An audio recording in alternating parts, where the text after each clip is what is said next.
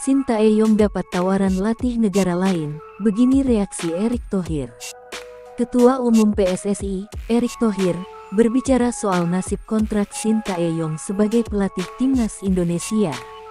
Mendapati kontraknya akan habis pada Juni tahun 2024 dan Shin Tae-yong yang turut mendapat tawaran dari negara lain, Erick Thohir mengatakan dirinya akan profesional dan patuh pada kesepakatan yang ada. Saya kan orang profesional, jadi saya pegang prinsip itu, kata Erick dalam rilis yang diterima MNC Portal Indonesia, Selasa tanggal 30 Januari tahun 2024. Shin Tae-yong. Baru-baru ini, Shin Tae-yong sendiri diketahui mendapat tawaran untuk melatih tim lain. Di sisi lain, Erick mempersilahkan Shin Tae-yong untuk mundur dari timnas Indonesia jika itu keputusannya. Erick Thohir sendiri masih berpegang teguh pada kesepakatan kontrak yang ada. Menurut pria yang juga menjabat sebagai Menteri BUMN itu, ada dua parameter untuk mempertahankan pelatih asal Korea Selatan itu. Jika Coach Shin mau mundur, saya tidak bisa nolak, tutur Erick. Tapi, kesepakatan saya dan STY yang kontraknya habis hingga Juni, ada dua parameter, yakni timnas senior lolos 16 besar Piala Asia yang kemarin, dan 8 besar Piala Asia U23 bagi timnas muda kita.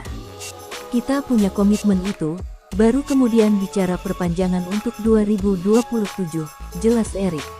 Berdasarkan parameter itu, Erick menargetkan Shin Tae-yong untuk mengantar timnas Indonesia U23 menembus babak perempat final Piala Asia U23 2024.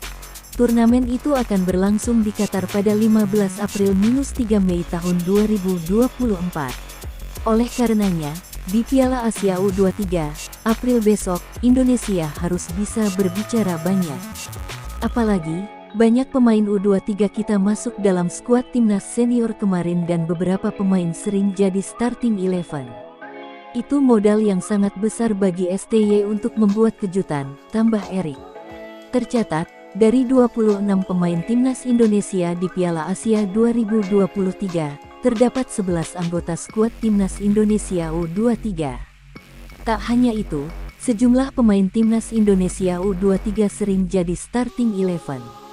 Mereka adalah Hernando Ari, Justin Hubner, Elkan Bagot, Rizky Ridho, Pratama Arhan, Marcelino Ferdinand, dan Witan Sulaiman, serta Rafael Struijk.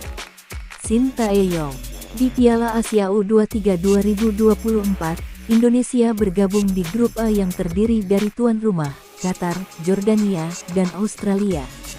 Persaingan di Piala Asia U23 lebih berat.